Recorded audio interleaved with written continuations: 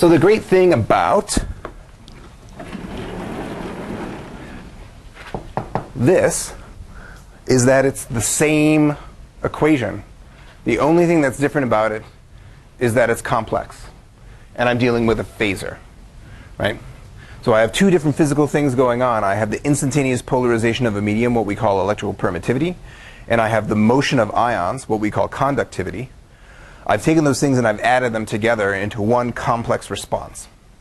And so I have the same equation. It's still a linear equation. The only thing that's harder about it is that it's complex. When I solve for the electric field, I get the same answer. When I solve for the dipole, I get the same answer. So my dipole, which before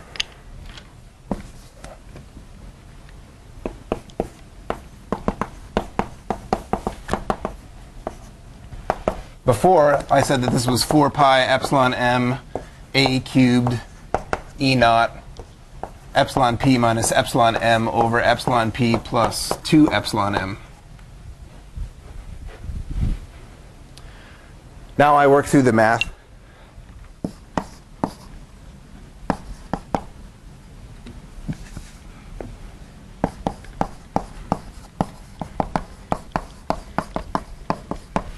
If I now solve this for what we call a lossy dielectric, which is something that has finite conductivity and finite permittivity,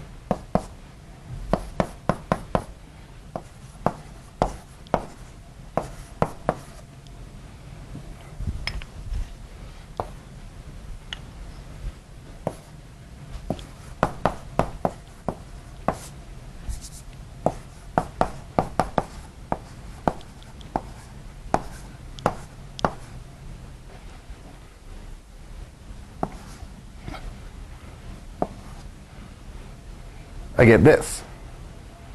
So what's different? Now this is a phasor.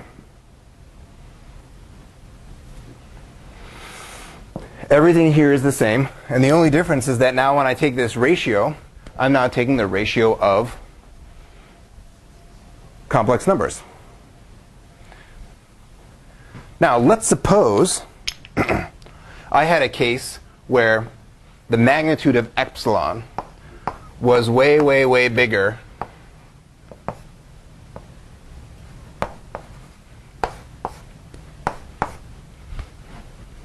than the magnitude of sigma over j omega. If that's the case, then how can I simplify this, first of all? If I say that this is way bigger than that, which of these terms would I drop out? I drop out this one, and this is all I would keep, right? So if epsilon is way, way, way bigger than this, then the only part of this term that makes any difference is the epsilon part. And if that's the case, what will this expression simplify to? This, right? So that happens in two different limits. One, when conductivity goes to 0, which is actually what we started with, right? A pure dielectric. Right? But the same thing also happens, even if it's conductive, if I go to a really high frequency. Why is that? I go to a really high frequency, and then suddenly the only thing that matters is the permittivity. That's exactly right. The ions can't respond. When I apply an electric field, the ions start moving. If that electric field is in one polarization for long enough, the ions will move far enough to have created a polarization.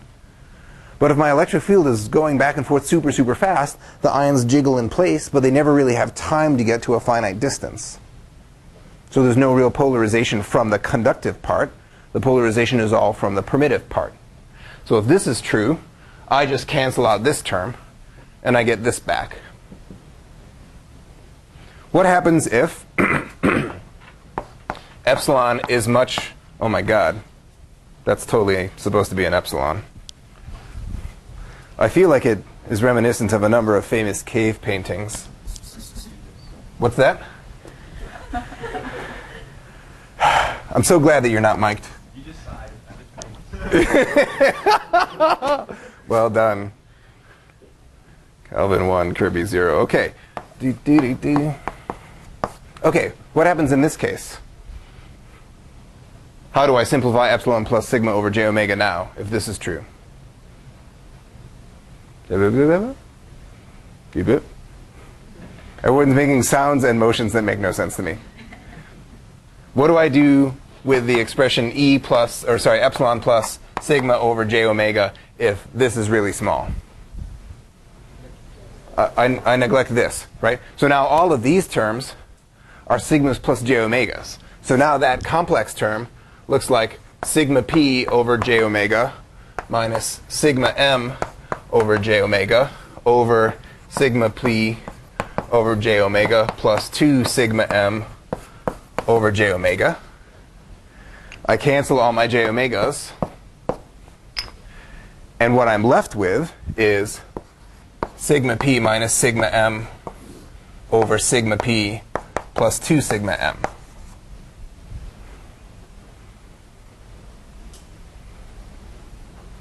So now I have something that has the same form, looks just like this, except it has nothing to do with the permittivity anymore. It has everything to do with conductivity.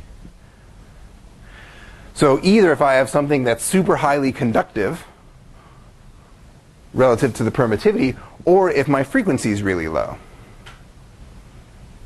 Right? So if I apply a DC field, right? I apply the field, the system polarizes instantaneously, but also these ions move, and the ions really dominate the polarization of the system if the sigma is high. And so in the case where I apply a DC field to a lossy dielectric, if the conductivity is high, you'll find that the conductivity is the only thing you need to do to calculate the magnitude of this term. Yes? So when you say that sigma over j omega is binary frequency dependent, isn't it mostly fixed for like standard, right? Won't what be fixed? Will sigma be fixed? Yeah, I mean sigma over j omega will roll off the same characteristic. Well, I think I'm not sure I'm understanding your question. So let me babble some stuff, and then you tell me if I'm helping. So sigma in the electrolyte is a function of what you put in it. If you put a bunch of salt in there, it's going to be conductive. If you put nothing in there, it's not going to be conductive. Omega is controlled by you. You take your power supply and you set it on megahertz or kilohertz or DC or whatever. So the key thing is the relative magnitudes of these things controls the response of the particle to the medium. Right? So if I have a particle and a medium and they have the same conductivity, but I want to move the particle, going to a low frequency where conductivity dominates isn't going to get me anywhere. I need to go to high frequency where the permittivities are different, right? So if I take, if I have, let's see, what's a good example? Let's suppose I have a nanoparticle. It's got an electrical double layer around it. Because of the electrical double layer, its conductivity is similar to the electrolyte medium, right? If I want to make that nanoparticle move with DEP, the only way it's going to work is if I go to high frequency, because I might have a permittivity dependence. I go down to low frequency, nothing's going to happen. Right? And, in fact, the interplay between these two things, we've talked about the two limits where only one dominates. But in the middle, these two things combine to dominate. And where it switches from being dominated by this or dominated by that, etc., those things are a function of the exact properties of the particle. And that's how I can tell the difference between two kinds of particles or three kinds of particles. Okay. Is this real, purely real, or is this complex? This is purely real. Is this purely real, or is this complex? If I go in this limit, where the permittivity dominates over the conductivity, is it still complex, or does it become purely real? How about if I go the other direction? Purely real. So in the two limits, our response is purely real. And in that case, we basically come back to the same sort of result that we had before, where we apply a field and there's a polarization and that's it. However, anywhere in between, this is a complex number. This complex number has both a magnitude and a phase. And that phase then describes the phase lag of this dipole to the electric field. So, if I have a particle and I apply an electric field that's oscillating back and forth, right? the level of polarization that this particle has is not necessarily always going to be in phase. It's in phase if this ratio is real. But as long as it's complex now, these things aren't in phase. They're a little bit out of phase. I'm having trouble making things kind of go out of phase, right? Well, what effect does that have when I evaluate the dielectrophoretic force?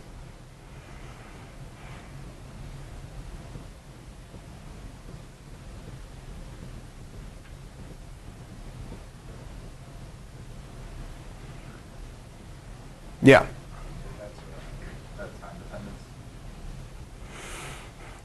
It has a time dependence. And I would say a way to say that's related to that is it has a phase dependence. Right? So when I take P dot grad E, these are going to be, these in general may be out of phase with each other. And when I take that dot product, the only component that contributes to the force is the component of the dipole that's in phase with the electric field. Right? So let's suppose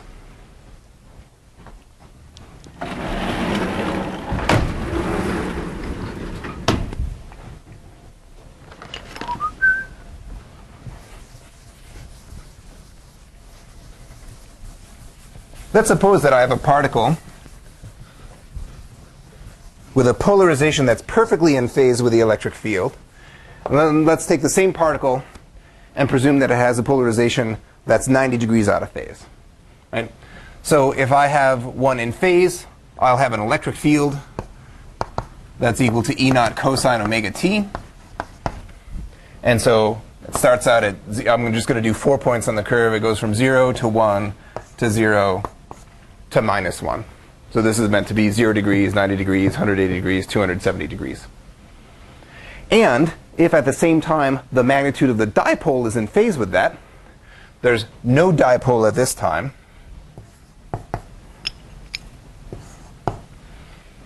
A dipole at that time, no dipole here. And then here when the electric field is reversed, the dipole is also reversed.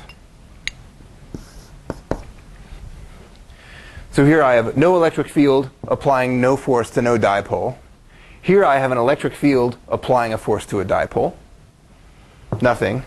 And then here electric field in the other direction applying to a dipole of opposite magnitude. And so there's still a force. So here I have a net force if there's a gradient in the electric field. Here I have a net force in the gradient of the electric field. And when I add this all up, there's a net force in one direction. Right? I do the same thing, but now I assume that the dipole is out of phase. Let's assume it's 90 degrees out of phase. So now the electric field goes 0, 1, 0, negative 1.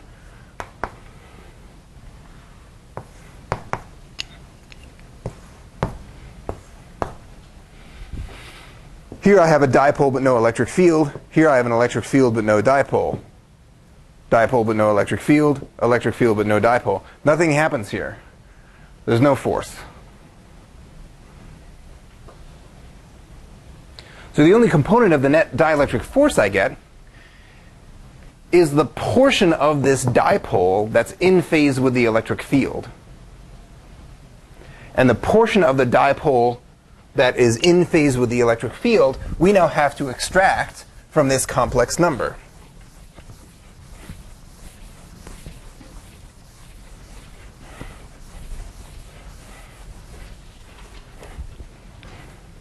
So I have an expression that's complex.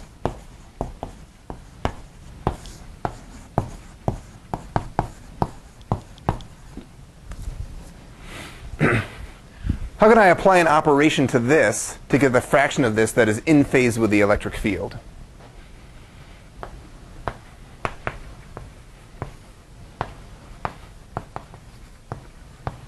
When I had this, this was purely in phase. When I just had the sigma, it was purely in phase. But these were real numbers. This is a complex number. What part of that is in phase with the electric field? The real part. Ah.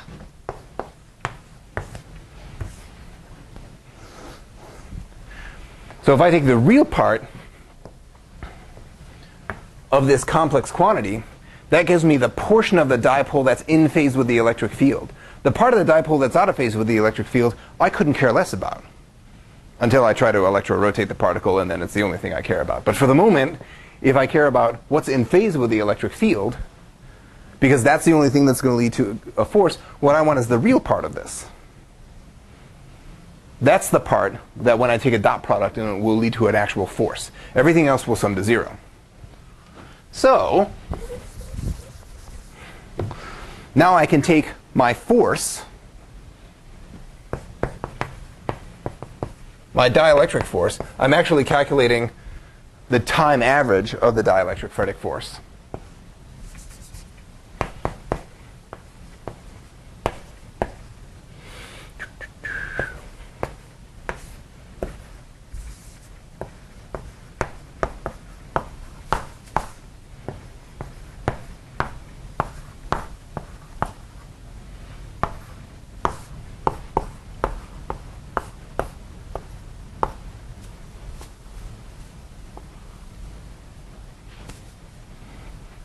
And I get this expression. So key things that are different, I'm looking at the magnitude of the electric field phasor. I have complex permittivities instead of real permittivities, but I take the real part of this expression. And in so doing, I get a time average dielectrophoretic force. The other thing that you will note is that the constant in front is different. If you look at the dipole versus the force versus the time averaged force, you end up getting a lot of 4s or 2s or 1s. And the difference between whether you get 4 or 2 or 1 is a function of whether you define your electric field as a peak to peak or a root mean square, or if you take the average this way or that way. So when you work it all out, you have to pay attention to whether it's 1 or 2 or 4. We haven't gone through the derivation in a level of detail where I expect you to predict that the pre-multiplier here is 1. But that's the answer that you get when you work through it.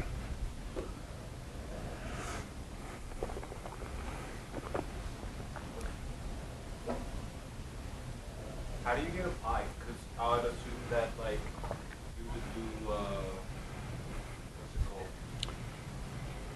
You're basically integrating sine times sine over the entire domain. So doesn't the pi come? So the pi doesn't come from the integral of the sines and cosines. The pi comes from the fact that when you look at, well, there are a number of ways to describe it. The way we did the derivation is we calculated the electric field outside the particle.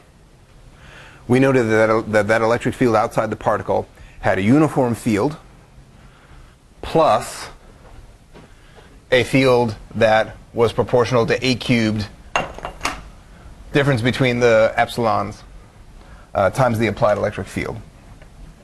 And we said, aha, that actually is the same solution we would get if we had a dipole at the origin.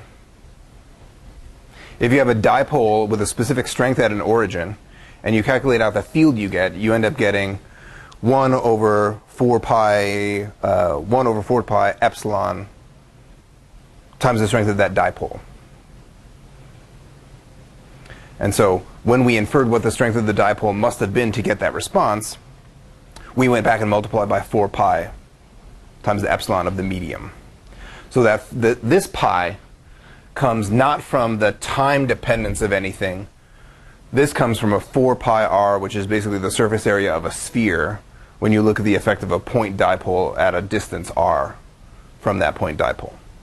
And that also is the reason you notice that this epsilon m started as a real epsilon m, and then it got a squiggle. This got a squiggle, this got a squiggle, this got a squiggle. This never got a squiggle. Because the reason why this epsilon is here and the reason why these epsilons are here are totally different. This epsilon is a multiplicative factor where we found out what the electric field was outside the particle and inferred what the dipole must have been. That's a purely electrostatic dielectric response. This is always the epsilon of the medium, not the particle. Because we're looking at the field outside the particle, the medium is the only thing we care about. This comes from the boundary condition between the particle and the medium. So when we do it for purely dielectric, this was a comparison at that interface between the dielectric responses, and this was real. When we do it for a lossy dielectric that has conductivity and permittivity, we show that the boundary condition could be written in the same form as long as we took this sum of the permittivity and the conductivity normalized by j omega. That's why that stuff all comes in here. This this translates directly to the solution of Laplace's equation. This is the relation between that solution and our inferred information about the dipole. So no squiggle here.